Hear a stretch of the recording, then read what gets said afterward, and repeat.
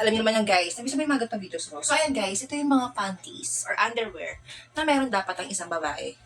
O sabihin niyo sa akin, hindi, ano bang dapat mga types mga panty yan? Diyos ko, pag panty lang, okay na yun. Panlakad, pambahay. Di ba minsan yung mga ganun babae, yung mga hindi na masyadong maarte or madaming kaikikan, pag once na sa bahay lang, kung ano yung panty pang bahay, pang alis, ayun at yun din. Kaya minsan may nakikita ako, yung naka-fitted siya na dress, tapos yung panty niya napaka-low waist. Para siya tuloy, alam mo yun? Parang, okay.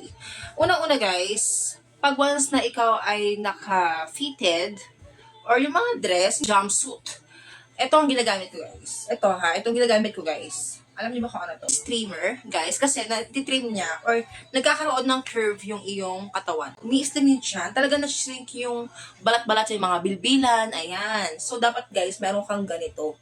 Ayan.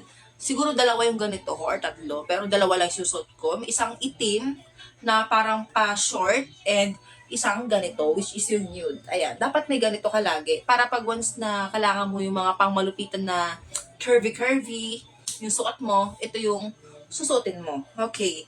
Next naman is pag once na, ayun, mga simple lang, pag naka-short ka or mga nakapalda, kung hindi ka maselan or kung hindi ka maarte, kagaya ko, ito, yung mga ganito. Mga ganitong panty. Ayan. Sorry Ayan, mga ganito. May mga ganito akong panty. Ayan. Ayan. Actually, guys, pag once na may period ako, ito yung ginagamit ko. Di ba yung iba dapat cotton ang ginagamit? Pero ako, guys, ito yung ginagamit ko pag once na may period ako. Next naman, is syempre ito. Ito. Hindi lang siya ginagamit mga sa mga pang sexy time. Ginagamit din siya, guys, bilang pag once na naka-short ka, alam mo yun, yung mga simple days, mga simpleng araw lang din, mga regular days, ayun. Ginagamit lang din to. O kaya ng mga naka-jogger pants. Nakikita akong babae, yung mga naka-jogger pants or mga naka-cargo pants. Di ba yung mga uso ngayon na mga pambaba, mga pants, mga jogger pants, alam mo yung mga maluwag, di ba? Ito yung ginagamit. Ayan.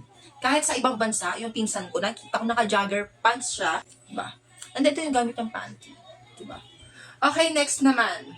Ito din guys. Ito, ano lang nito. Alam niyo to, may ganyan tayo lahat. Ayan o. Regular days, lalo pag wala kasan yung regla, para may pangsalo ng napkin, hindi siya yung tipong naka-ano-ano sa puwet, di ba? Ito yun. Ang regular sa akin sa ka-period, parang iis na lang. Kasi nga, bilang ako na ligate, minsan abnormal yung regla ko. Minsan, hindi ko akalain, hindi ano siya, na, meron na lang ako regla. Naging irregular talaga yung regla ko. Simula nung na-ligate ako. Ayan. O, ang laki. Kasi malaki yung balakang ko. Endita ko. Ganun talaga. Ayan. Ayan. Pero parang ano nga, nasuot ko siya, pero sobrang laki niya.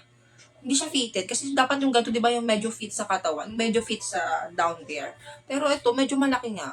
Kasi ano to parang 1XL. Dapat pa na XL lang. Kinuha ko.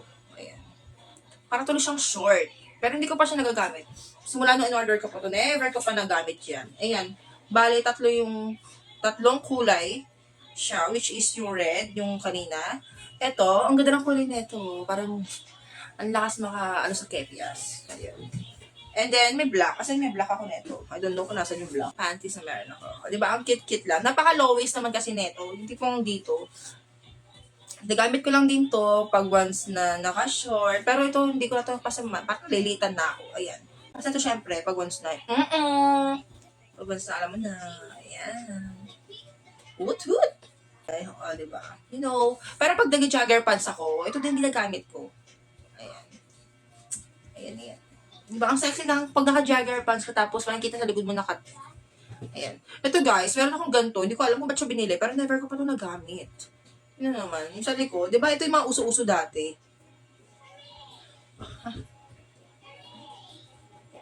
Ayan.